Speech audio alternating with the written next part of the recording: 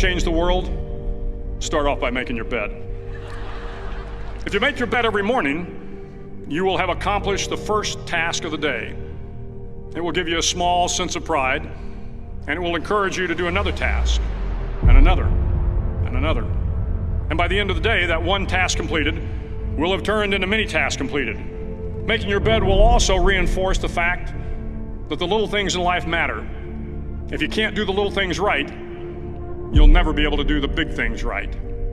And if by chance you have a miserable day, you will come home to a bed that is made, that you made. And a made bed gives you encouragement that tomorrow will be better. To pass SEAL training, there are a series of long swims that must be completed. One is the night swim. Before the swim, the instructors joyfully brief the students on all the species of sharks that inhabit the waters off San Clemente. They assure you, however, that no student has ever been eaten by a shark, at least not that they can remember. But you are also taught that if a shark begins to circle your position, stand your ground. Do not swim away. Do not act afraid. And if the shark, hungry for a midnight snack, darts towards you, then summons up all your strength and punch him in the snout, and he will turn and swim away.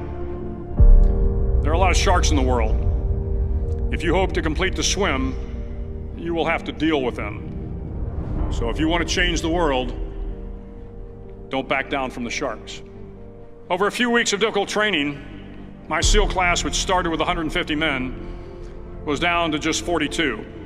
There were now 6 boat crews of 7 men each. I was in the boat with the tall guys, but the best boat crew we had was made up of the little guys, the Munchkin crew, we called them. No one was over 5'5". The Munchkin boat crew had 1 American Indian, 1 African American, 1 Polish American, 1 Greek American, 1 Italian American, and 2 tough kids from the Midwest. They out-paddled, outran, and outswam all the other boat crews.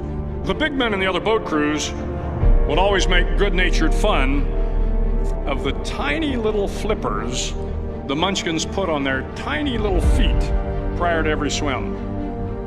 But somehow these little guys from every corner of the nation and the world always had the last laugh, swimming faster than everyone and reaching the shore long before the rest of us. SEAL training was a great equalizer. Nothing mattered but your will to succeed, not your color, not your ethnic background, not your education, not your social status. If you want to change the world, measure a person by the size of their heart, not by the size of their flippers. The 9th week of training is referred to as Hell Week. It is 6 days of no sleep, constant physical and mental harassment, and 1 special day at the Mud Flats. The Mud Flats are an area between San Diego and Tijuana where the water runs off and creates the Tijuana Sloughs, a swampy patch of terrain where the mud will engulf you. It is on Wednesday of Hell Week that you paddle down to the Mud Flats and spend the next 15 hours trying to survive the freezing cold, the howling wind, and the incessant pressure to quit from the instructors. As the sun began to set that Wednesday evening, my training class, having committed some egregious infraction of the rules, was ordered into the mud. The mud consumed each man till there was nothing visible but our heads. The instructors told us we could leave the mud if only 5 men would quit. Only 5 men, just 5 men, and we could get out of the oppressive cold. Looking around the mud flat, it was apparent that some students were about to give up. It was still over 8 hours till the sun came up. 8 more hours of bone-chilling cold. The chattering teeth and the shivering moans of the trainees were so loud, it was hard to hear anything. And then one voice began to echo through the night. One voice raised in song. The song was terribly out of tune, but sung with great enthusiasm. One voice became 2, and 2 became 3, and before long, everyone in the class was singing. The instructors threatened us with more time in the mud if we kept up the singing, but the singing persisted, and somehow the mud seemed a little warmer, and the wind a little tamer, and the dawn not so far away.